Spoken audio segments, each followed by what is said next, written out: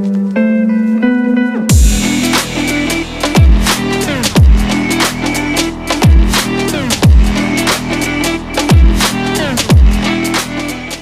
thanks, babe, for being here today. Yeah, I kind of don't have a choice. Well, I brought you here because once we got married, obviously I've heard lots of your teachings, and Unfortunately. I've heard a lot of your, preachings and teachings over the years, and I don't think I've ever heard anyone speak about gifts, talents, and temperaments the way that you taught them. You just haven't heard that many people. I have heard a lot of people over the time that, in my walk in Christ and stuff. But that's why I wanted to bring you on, because I think that it's important for people to know what their gifts are, what their talents are, and what their temperaments are, because I do feel like it helps them in ministry, and that's why I wanted to bring you in. Yeah, this is a subject that I'm very passionate about, and I really enjoy it. I think everyone has a niche, like an area where they're really good at. I think this is my niche. I, of course, obviously agree, because I brought you on. So I would hope you agree. So let's start off with, can you give us like a brief definition of gifts, talents, and temperaments? Yeah, the basic gist of it is gifts are specific things that are given by the Spirit. They're God-given. And what's special about these things is that you're born with them, but they function at their best capacity when they're being used by the Spirit. So, gifts are like things like, the art of preaching, or being an exhorter, or being someone who's good at administration. All of those are gifts. Okay. And so what would you say are talents and temperaments? Then the difference between a gift and a talent is, like, a talent can be learned. A gift can't be learned. Okay. You can't learn to be a better exhorter. You can learn to harness your gift, but you can't learn to be an exhorter if you're not an exhorter. You'll just have a natural grace for exhorting. But when you have a talent can be learned, and it's something that you're not necessarily born with, but you perfect over time. Temperaments are kind of a thing all on its own, because gifts and talents are abilities. Temperament is exactly who you are. It's the way you react to things. It's the way your personality behaves. I talked a little bit about this on my podcast recently, about this idea that people have a misunderstanding between what's a character and a temperament. Your character is the way you perceive things and then react to them. Your temperament is your attitude towards certain things, and they're very different. But if you study them closely, once you know your temperament, you kind of know, like, dang, now I get why I act the way I do. Yeah. So then why did, because when you do teach on like your gifts and your talents, why do you choose to add the temperaments to it? Because usually when you do, usually the way I start a gifts study, if I have the time, which when you're a pastor, you have all the time in the world, so it doesn't matter. The reason why when I teach it, I start with temperaments and then I go into gifts and talents is because I think that you need to know who you are and how your personality functions in order to really be able to know how the gifts and the talents will work. It's really funny that you can have someone with a teaching gift, someone who's been taught to be a good teacher, and someone who has certain temperament, and just based on their temperament, they can have the same combination of gifts. They're going to interact in a totally different way.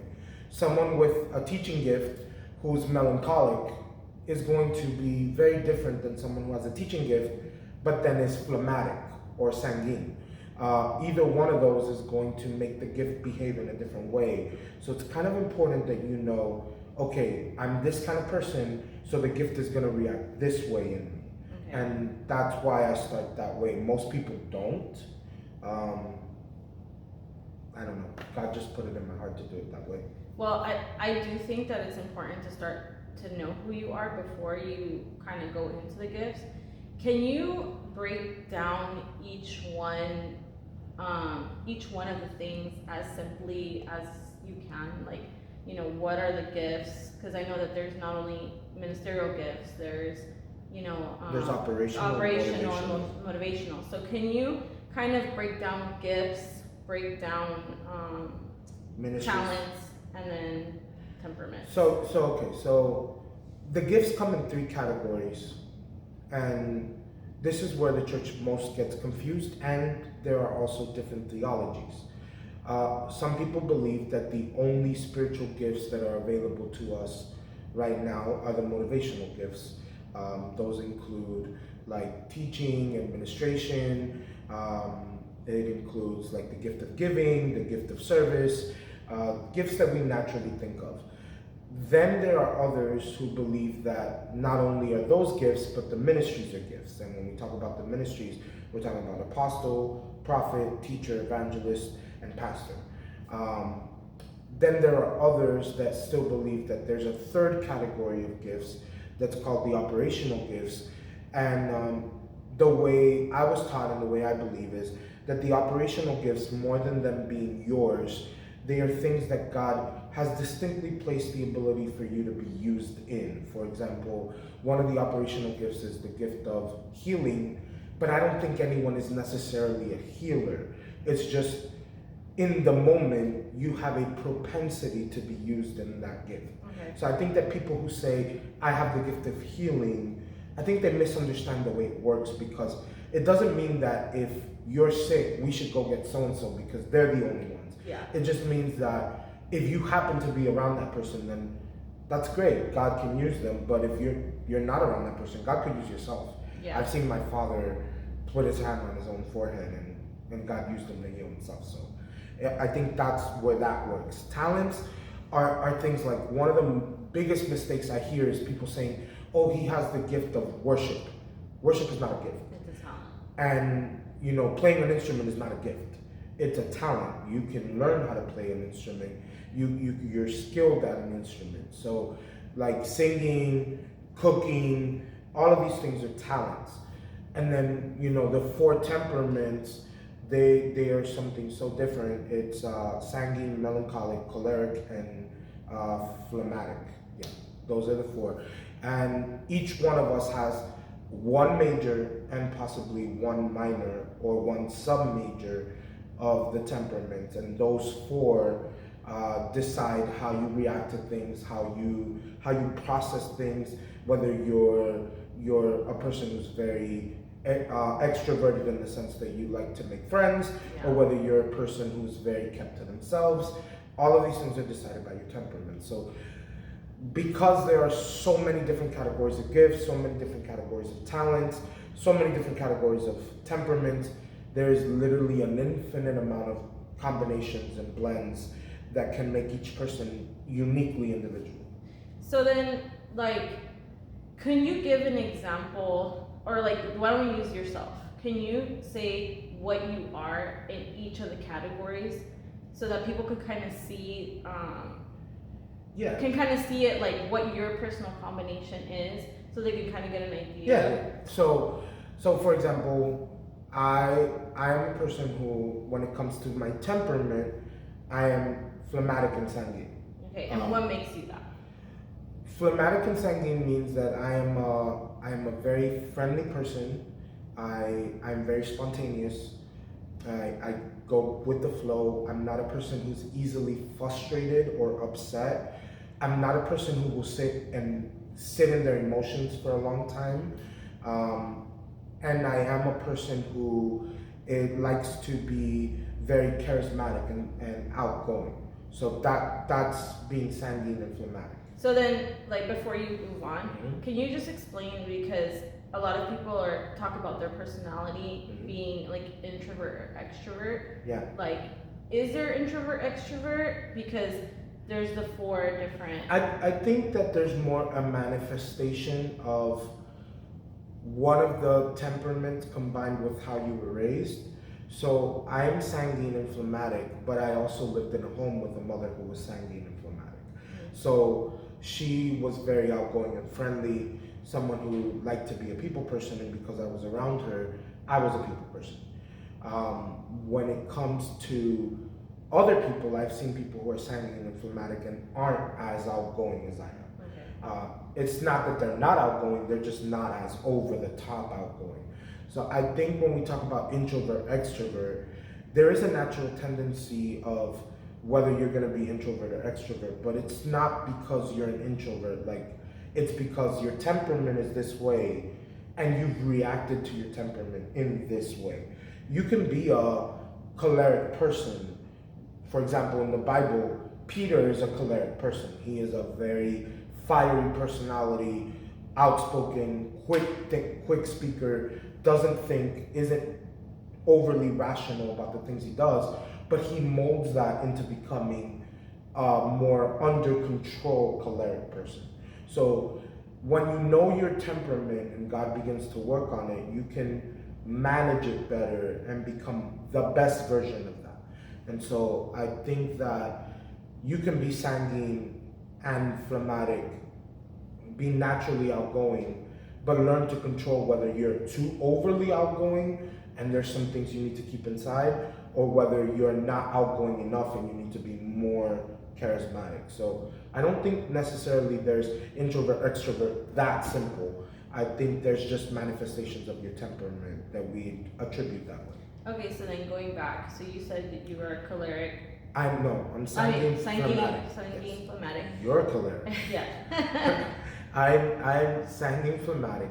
When it comes to the gifts of the Spirit, in the motivational field, I have the gift of mercy. And what that means is that I am a person who will stretch the boundaries of mercy as far as it can go. I am the guy who will ask for one extra chance and another extra chance. And everyone around you is telling you, give up on that person. But I can't. It's just not in me. So I have the gift of mercy. I have the gift of teaching, and that's one of the motivational gifts. I have this ability given by God to teach with grace easily. I also have the gift of service. I love to help. I love to help people. I love to be there for people. So those are the three main motivational gifts I have. When it comes to ministry, most people believe I have the gift of ministry of teaching, but I actually don't. I am actually a pastor when it comes to the ministry of pastorship. And all that means is that there is an innate responsibility inside of me to care for people and try to lead them forward. Because I have the motivational gift of teaching, it makes me a skilled teacher. The only thing that I feel makes me not have the ministerial gift of teaching is that I am not solely in teaching, and I don't teach every level. I feel like someone who has the ministry of teaching can teach any level, anywhere, anytime, on any subject. I feel like I have my limits. I may be wrong. In my experience, that's the way I feel. I know people who have the ministry of teaching and they are phenomenal at it. But that's how I feel about that. And then operational gifts, God has used me before in healing. I don't feel like I have that, but I do feel like I have words of science or words of knowledge.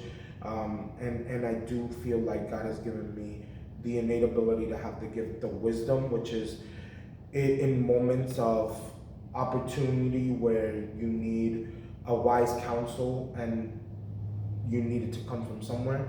I feel like God has given me that ability. So that's my blend of gifts. Talents, I play drums. I'm slightly musical. I don't feel like I'm overly musical. Not Josh, definitely.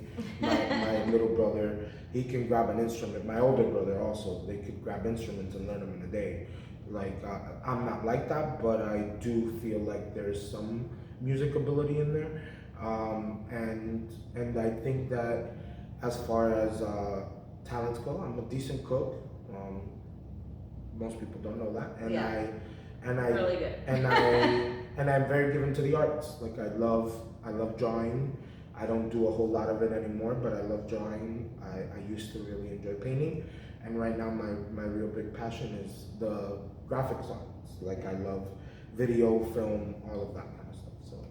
So, growing up, do you feel like you struggled with getting to know yourself, like in the sense of your gifts and your talents and like all of that? Did you ever struggle with like, am I a teacher? Am I a pastor? Or have you always kind of known? No, I've always kind of known. I was blessed at a young age. So when it comes to teaching, particularly teaching in my knowledge base, there are two women that I give 99.9% of the credit, other than God. Well, like earthly people, I give 99.9% of the credit for who I am. When it comes to teaching, the first one is obviously my mother, Reverend Vazquez. She was maybe the best teacher I've ever met in my life, and that's not an overstatement. She was phenomenal. She had this innate way of breaking things down, making them so simple that you felt like, how come I didn't know that? Yeah. And she was great at the complicated stuff. And then the second woman, she was my pastor for the early stage of my life, Reverend Olga Guzman. She is a phenomenal teacher. And the amazing thing about both of them is neither of them have real classical training as a teacher. It's just the gift of God in them. They picked up books, taught themselves how to be great teachers. God gave them grace, and they are amazing. Reverend Olga Guzman has been the director of education in California for upwards of 20 years now, and she does a phenomenal job at it. So the reason why I bring that up is because when I was growing up, I always had this desire inside of me to sit and listen and want to learn. I tell this story to people about being 4 or 5 years old and listening to the committee of elders of our council sitting at our table while playing dominoes and drinking coffee, talking about the Bible, and me just sitting in the living room with the TV on, but not listening to the TV. I'm listening to them. Yeah. And I remember the first time they let me even come close to the table, I was 6 or 7 years old, and I got to sit in the corner. And just that, seeing these great men of God, these great women of God talk about the Bible, fueled me. And so the point is that from really young, I've been absorbing knowledge, just trying to take in everything I could. And my mom and Pastora Olga, they were great about teaching this stuff. So the first time I heard the Temperaments ever taught, they were taught by Reverend Olga Guzman. She taught about them at church. Most churches don't ever talk about this kind of thing. She was teaching about it, and it fascinated me. This is a psychological thing. It's something that you teach when you're studying psychology. She was teaching it to her Sunday school class, and to me, this was phenomenal. You know, hearing my mom break down talents, hearing Pastora Olga break down talents, it was just something that really gave me the heads up, because from a young age, I knew kind of what my personality was. I knew who I wanted to be. The first time I realized I wanted to be a pastor, I was 10 years old. You know, the first time I knew I wanted to be a teacher, I was 13, and I was teaching a kids class at 13 years old. So I've always kind of known who I am. Have I resisted? A lot. I've resisted a lot who I am, but I think I've always known who I am. So, okay, so maybe for you it was easier, but I think most people actually struggle. Yeah, they do. In this area. Why do you think it's important to know your gifts, to know your talents, to know your temperaments? Like, why do you think it's important, and why do you think people struggle so much with finding who they are? So that's a kind of like twofold question. The first thing is, why do people struggle with it so much? I think people struggle with it. The Bible says in the book of Amos, if I'm correct, the Bible says, my people perish for lack of knowledge. And I think that nowadays, there isn't enough teaching about this kind of stuff. We're so focused on prosperity or grace that we don't give people basic tools for them to become the best. We reserve these things for institute, and even some institutes don't even teach about this kind of stuff. And I think that we struggle to find out who we are, and we struggle with our identity and what we're going to be called to do in the kingdom, because there isn't enough teaching about it. There isn't enough people willing to say, sit down, I'm going to teach you. Once you get one person who knows what they're teaching about, and they can sit you down and you start to see the characteristics. For most people, when you start to get a good teaching of it, it blows their mind because they're like, I didn't understand why this happened in my life, but I get it now. Yeah. I didn't understand why I reacted this way, but I get it now. And when that happens, it's very powerful and empowering. It's powerful because you start to understand your past in a totally different way, and it's empowering because now you feel like, okay, now I know where I'm going. Yeah, not like this is my place. And so the struggle comes from that. Why it's important is because when you don't know who you are and you don't know what your gifts are, you don't know where you're going and you don't know how to react to things. So if you knew you were choleric, you can watch your explosive tendencies. You can work on that area of your life. You don't know that. You're gonna always explode on people and you're gonna tell people that's just the way I am, you gotta live with it.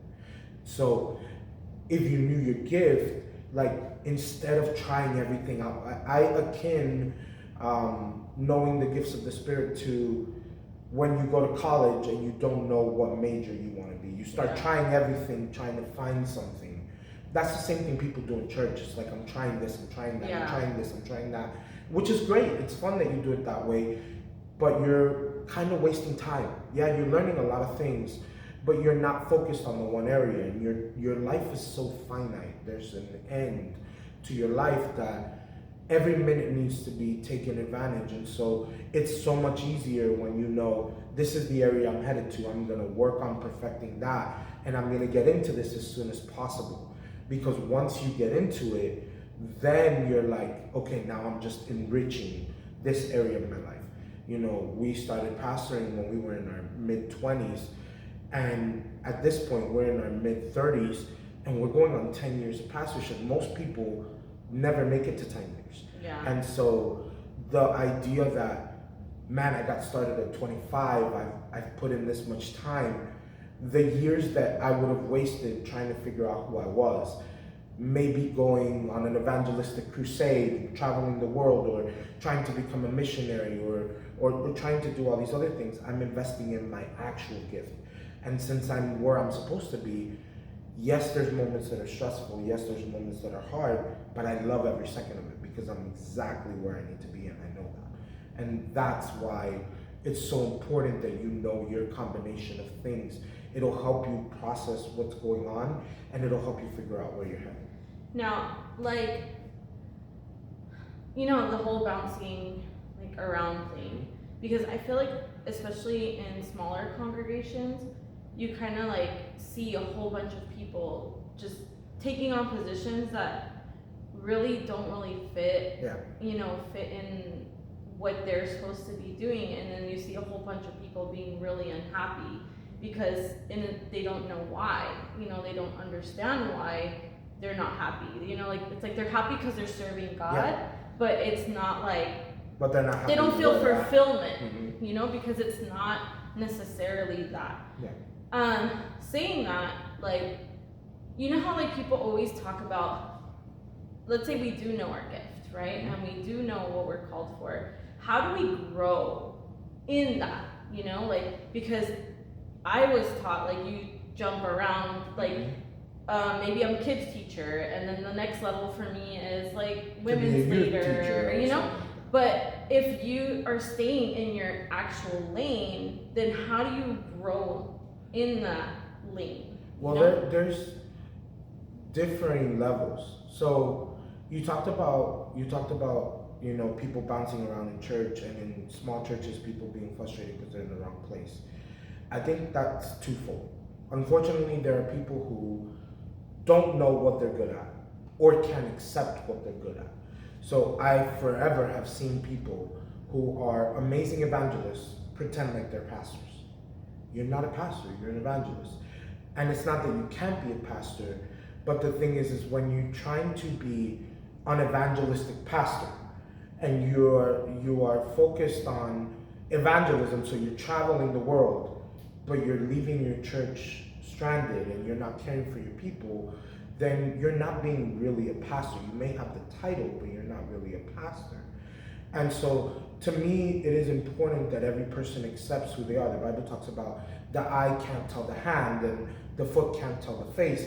Like, one of the things that we miss about that is that when the Bible's talking about the hand can't tell the foot, I'm more important than you, there is an accepting of the hand, realizing I am a hand. The biggest mistake that we make is realizing I am a pastor, but then saying I don't want to be a pastor. Yeah. And then going the total opposite way. You are denying the design that God made in you. And so you're going to be frustrated the whole time because you're not where you're supposed to be. You might be successful and still be frustrated because you're not where you're supposed to be. Yeah. That's the amazing thing, that when you're where God wants you to be, you might not be successful, but you'll always be fulfilled. Yeah. And so how do you grow once you're in that area? So in our church, one of the things that we do, and that I think is really cool, is because I can identify who people are. It's part of knowing the gifts, knowing how they function, knowing temperaments. It's pretty easy for me to see someone. Most of the time I can see them once or twice, see them interact, and I know that person's this, that person's that. Most people get surprised that I can do that. A lot of people can do that. It's not just me. So I look at them and I see, I immediately can track how I would want them to grow. And so, for example, if I have a person who I think is on the pastoral track, who I think is going to be a pastor, that is uniquely easy because I was there. So Yeah. I know how they help me grow, so I try to help them grow the same way. Yeah. So one of the things we do for aspiring pastors is we'll lead them to the track of people care. So first you start off going on pastoral visits, then you become a deacon, then you move into what might be an associate pastorship or something like that, before eventually we either try to open a church with you or send you out to the council to do something. That's the track you go. Yeah. If it's a person who's a teacher, then first you start off as a teaching apprentice, as an assistant. Then we'll take you to, being a teacher of a certain department. Everyone has this notion that teaching the kids is the beginning level. Yeah. Teaching the kids might be the hardest level. So you just find the niche where that person works and you start teaching them and putting them in there. So every level, every different gift has a different route of how to grow in it. That's why pastoral care and having mentors is so important, because if you get yourself a pastor or a mentor who's been where you are or can identify where you're going, they will always lead you in the right direction. One of the biggest mistakes I think pastors make is trying to teach everyone and grow everyone the same way. Everyone is not going to grow the same way. Yeah. And you have to kind of individualize everyone's growth plan. So-and-so might grow this way, so-and-so might grow the other way. For me, for example, one of our associate pastors now, Edwin, he started with me when he first reconciled. And I recognized quickly in Edwin was a doer. Yeah. He's not someone who wants to learn out of books, not that he can't, but Edwin is a doer. He wants to try to learn from experience. So what did I do at that moment? Hey, I don't have a whole lot of book knowledge, neither do you, but let's hit the road. We'll learn together. And so we traveled the world watching things, literally kind of traveled the world. Yeah. Watching things, being parts of service. And now today, Edwin is the ministerial pastor of our church. Yeah. He ran the track. He became a leader in men's ministry. Then shortly after that, became a leader in deaconship, and now has advanced to where he's in pastoral care. And so that was the track that I saw for him, and that began 15, 16 years ago. So the thing is as a pastor, you have to know your sheep. As a leader, you have to know your sheep and know kind of the track that they're going to be on and lead them down it. And the best thing you could do is communicate to them, this is where I think you should be going, and this is how I think you'll get there. Because people are more likely to follow you if they know where they're going. Yeah. And one of the biggest mistakes you can make as a pastor is just tell them, just follow me, everything will be okay. Yeah. It's like, you're not Jesus, bro. I'm not going to follow you blindly.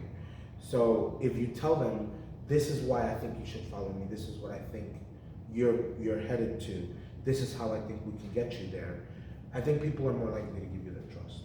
So, being a pastor, what do you do when someone, because, we've been doing this for quite a while, and we see certain gifts, we've seen certain gifts in people, and they just think that they know, like, what they want to do. So what do you do when someone's being stubborn and doesn't, like, we could see, like, okay, God has revealed this is the direction that they should be in, but they're just like, no, I want to do this. It depends on why the person is being stubborn and how stubborn they're being. Why it depends why they're being stubborn is because a person might be stubborn because they know where they're headed for, and they know what that entails, and they may not feel like they're ready for that or like they want that. I was very stubborn in accepting that I was going to be a pastor. I knew it from a very young age. I said that. And yet still, even though I wasn't a PK until I got older, and by the time I was a PK, I had already accepted I was going to be a pastor. But I had been around pastors and I seen what happens.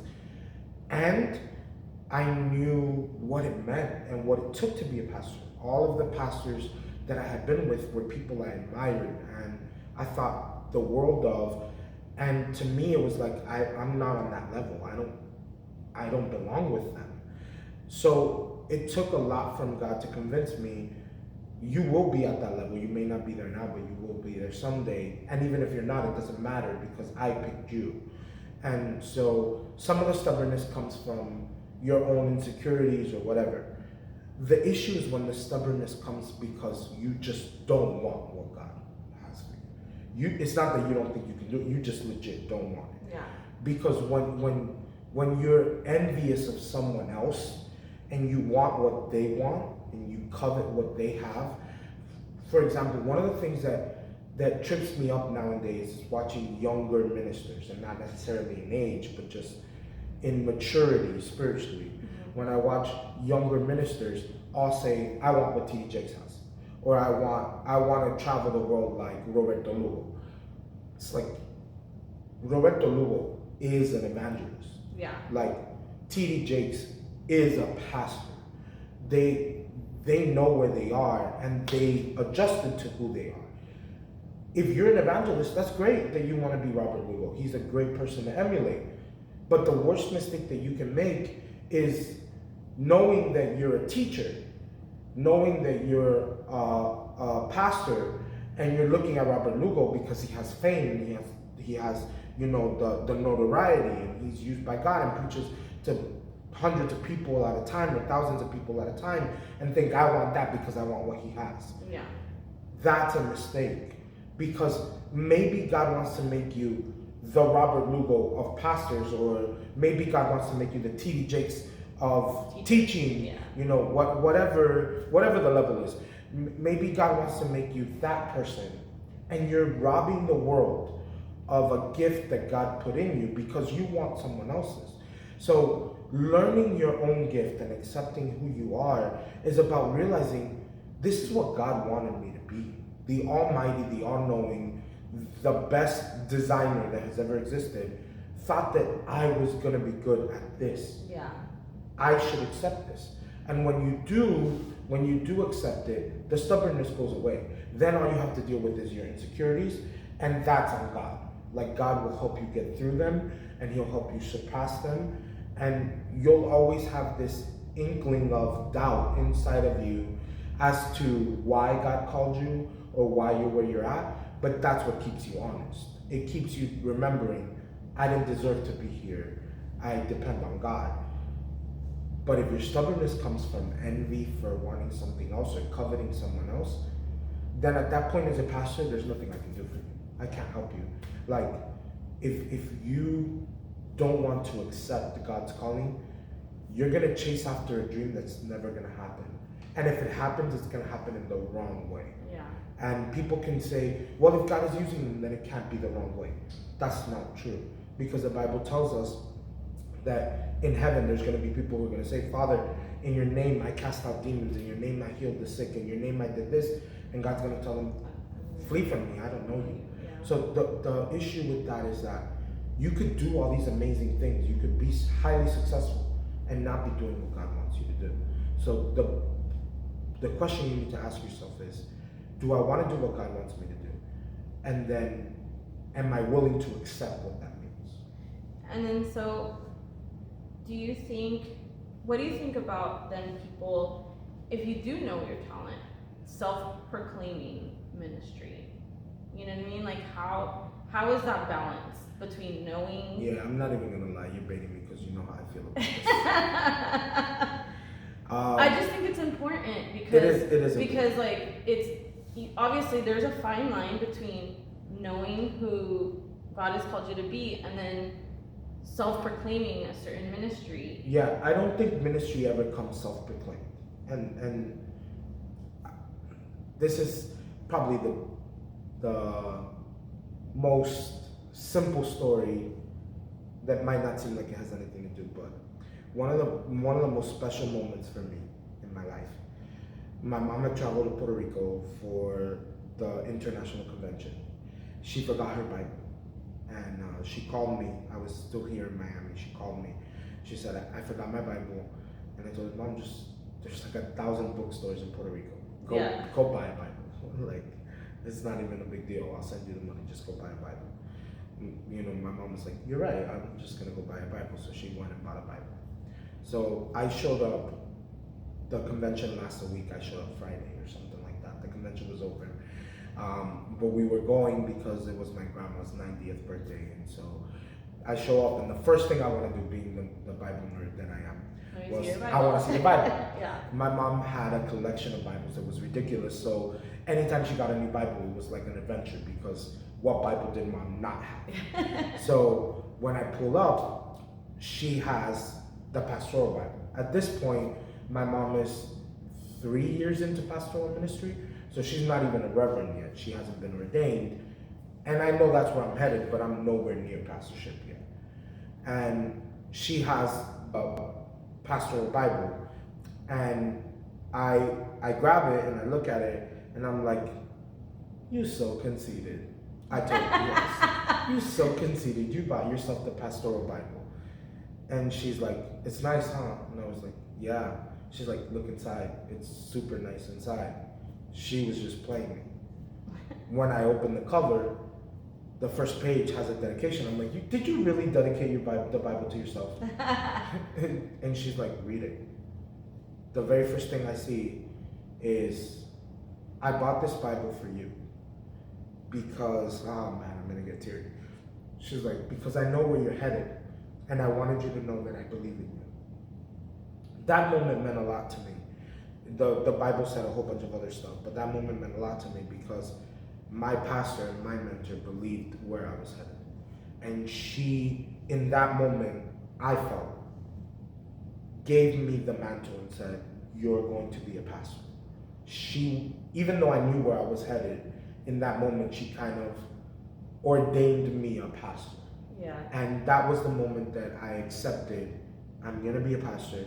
This is where I'm headed. And I got the backing of the person who believes in me the most. Yeah. I think that when it comes to ministry, if you're self-proclaiming yourself a certain ministry, you're self-proclaiming yourself an evangelist, you're self-proclaiming yourself. And I'll be specific about what I mean by self-proclaiming. You might have had a prophet come and tell you, "I have called you to be a prophet. I have called you to be an evangelist." That's not God proclaiming you, that is God calling you. Proclaiming you this and this is when the doors open, and I think that a proclamation always has to come by your covering, by whoever your covering is from. So if your covering is from a church, because you're at an individual church, so you have a pastor, that pastor should be the one to proclaim you.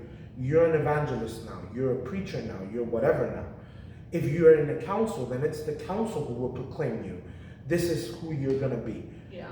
I think the mistake is when a prophet came and told me, "I'm calling you to be an evangelist," and the next day I'm calling myself Evangelist Jonathan Vazquez. Like, I don't have any kind of covering. No one authorized me to call myself that. You could say God authorized me. God called you to be it, but He didn't ask you to call yourself that. Like, let God promote you and publicize you. Jesus knew He was the Messiah. There is nowhere in scripture where Jesus says himself, I am the Messiah. Like, he lets other people proclaim that on him. Even asking the disciples, I know who the people say I am. Who do you think I am? He could have just told them, I'm the Messiah, yo. Yeah. But he doesn't do that because self-proclamation builds pride. And this is the mistake that a lot of young people make. They want to have the title first. You got to pay your dues. Yeah. Like, you got to earn that title. And even once you've earned it, the real people who are humble, who have been called by God, understand that those ministry titles mean so much that to be called them is something that should be taken like with humbly. The highest honor, and you should do it humbly. You know, some of the greatest people that I know reject calling themselves anything but servant of God because they recognize, Jesus said, and this is what I tell people all the time when they come to me asking this question. Jesus said, when you have done everything, literally Jesus said, when you've done all of it, then you should still call yourself a useless servant because you've only done what I've asked you to do. So Jesus says that what you should be called when you've done everything is useless, but we haven't done anything and we call ourselves reverends and pastors and leaders and ministers. I think that when you go in with the idea that I'm going to call myself this, like, you've already built a pride in yourself that's going to hurt you later down the line if it's not hurting you right now. So self-proclamation is a very dangerous thing. My mom used to always tell me, let other people worship you and walk up with your head down so that hopefully you can walk down with your head up. Like, she always tried to make sure that I was humble. You know, one of the things that I will never forget, when I preached my very first sermon, I was 4 years old. It was hardly a sermon. It was like 2 minutes long. I was 4, and I remember I had watched all these amazing preachers, and they always started their sermon. Now I know they were prideful in that moment, but they always started their sermon with like, I just got back from Africa, and I just got back from this place. And I remember I was 4, and so I wanted to copy, and I said, I just came back from I wasn't even in elementary yet. I was like, I just got back from a crusade in Africa, and I don't even remember all the places I pretended. And my mom pulled me aside and told me, Jonathan, like, never forget that it's not about what you do, it's about who you're preaching. Yeah. And she instilled in me from a very young age, this isn't about what you accomplish. It's not about where you go or what you do. You know, it's not about the name you build for yourself. It's about how you can push the kingdom forward. And at the end of your life, you're hopeful that you point back to Jesus in such a way that people don't remember you, but remember him working through you. Yeah. And people who don't see that in ministry, who don't see that in the gifts and the talents, they're sorely misplaced. And to bring it all back circle fold, I think it's a misunderstanding of how the gifts work, how the ministries work. Because when you understand how the gifts and the ministries work, they work best when they're in tune with the Spirit. And to be in tune with the Spirit, you have to be of a humble heart and a docile heart and willing to accept teaching and learning. So this is going to be the last, it's kind of like a 2-in-1 type question. Okay. How can someone, like, what are some of the symptoms that you're not operating in your gifts? And then what are some of the tips that you would give someone that doesn't know quite what their, like, gifts, talents, or temperament is? So, symptoms that you're working in the wrong area. You're unhappy, you're irritable, you're angry, you feel frustrated, you feel stuck, you don't see growth, you don't see a pipeline of where you're headed. All of those things are symptoms that you're working in the wrong place. You're not successful. Success is obviously a part of that. All of those things are signs that you're not working in the right area. To me, the biggest one is the sense of fulfillment and the passion. When you're working in the right area, there was a famous quote, I don't even remember who said it, I wish I did. They said, when you're doing something you love, you're hardly working at all. And the reasoning behind it is not that the things that you love may not be hard, but it's that when it comes from a place of passion and you're happy where you're at, it doesn't feel like hard work. It just feels like you're putting in the time to do the things that you love. And so if you don't enjoy the process behind what you're doing, you're probably not in the right place. So enjoying what you're doing and feeling fulfilled, not that it's easy, but feeling fulfilled in it, that's probably a big sign that you're in the right place. If you don't feel that, then you're not there. So that's probably the biggest symptom. Tips: if you find yourself in the wrong place, my first tip is go speak to your mentor, your pastor, whoever, and tell them, hey, I'm feeling this in this way. I don't think I'm in the right place. What do you think? If you don't have a mentor, you don't have a pastor, find someone. Find someone, whether that's someone you're listening to on a podcast like yourself or like myself, or someone who's in ministry, the ministry that you feel like you might want to be in. Try to reach out to someone and tell them, hey, I need some guidance. Help me out. So first, reach out to someone. Second, do some research on where you think you're headed. Learn about yourself. Study your temperaments. There are tests online that you could take that'll tell you this is what your temperament is, and you'd be surprised how accurate they are. So go find out who you are. Learn your temperaments. Read the Bible. Learn about the gifts. Try to figure out who you are. Take a course, something. Try to get some info. And the best tip I could give anyone is pray to God that He leads you in the right direction. Because if you want to have the Spirit work in you through the gifts or the ministries, then it's important that you have God in you.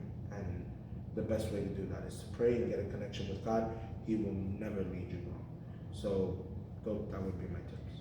Okay, I know I said that was the last question, but this one is kind of it. It's kind of.